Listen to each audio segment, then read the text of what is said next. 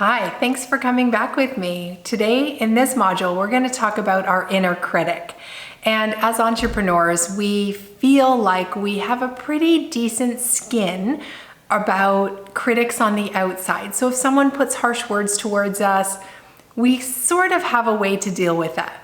What we don't have a way to deal with is our inner mean critic, that harsh, judgmental, really powerful voice that always whispers inside of us all the things that we're doing wrong. So if we make any mistakes, if we make any errors, they are very quick to jump.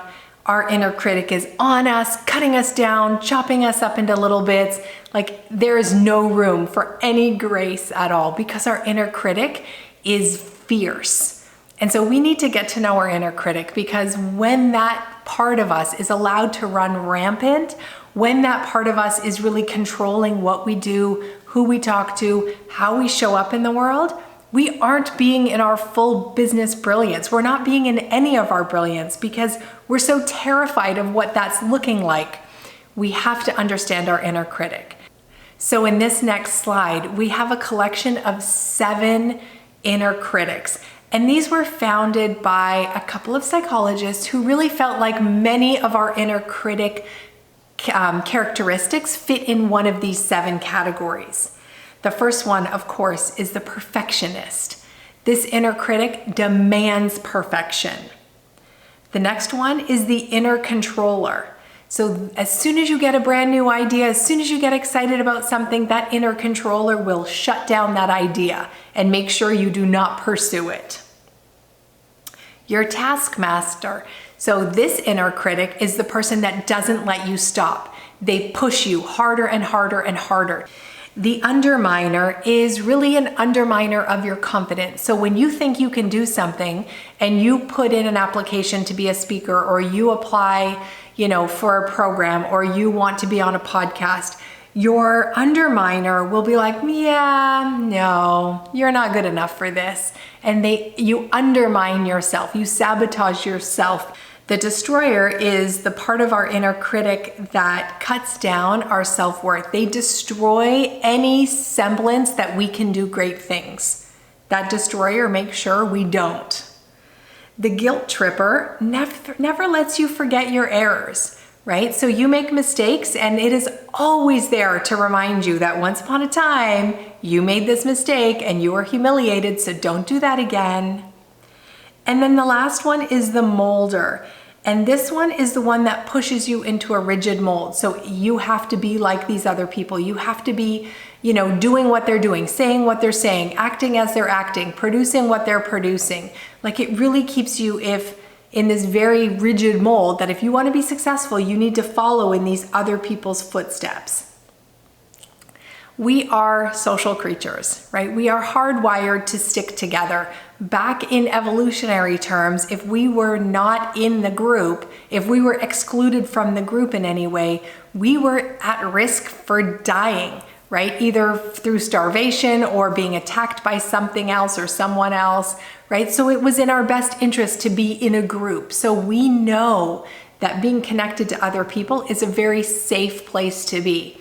But there's also social rules, and our inner critic takes that to the next extreme to try to keep us in such a tight little box that we don't deviate and risk being kicked out of the group. So maybe that's a networking group, or maybe that's a group, that you've created with your clients, and you are going to work very hard to stay in compliance with the social constructs because you don't want to be excluded in any way.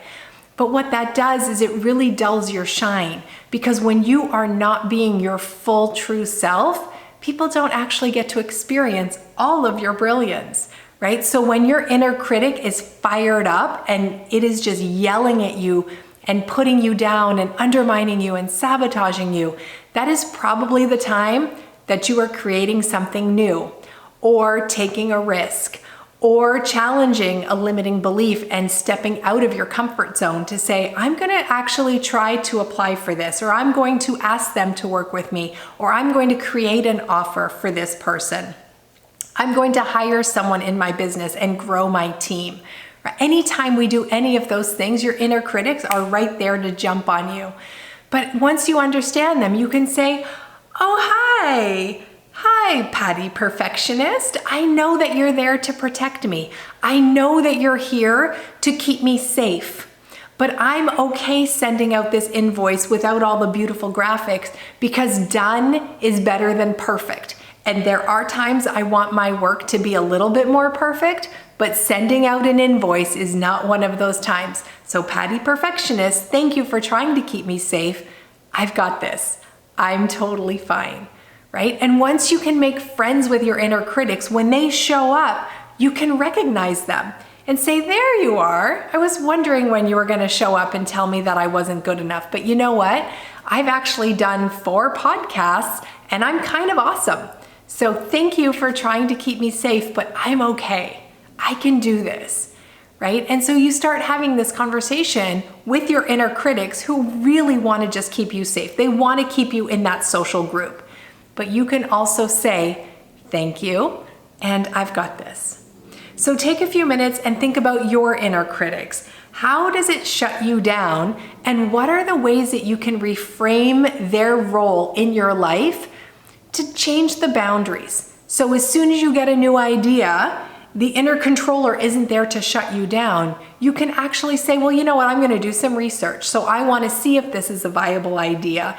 And these are the things that I'm going to do. Right? And you can kind of negotiate where the boundaries go, and you can start pushing your inner critic further and further away from your core, because you really don't need your inner critic right on the tip of all of your best ideas and all of your big ideas and all of your, the ways that you want to be an amazing entrepreneur. They need to take a step back. And so you can nudge them back by letting them know that you've got it, because I know you do. Anyways, I will see you in the next module. Thanks for joining me.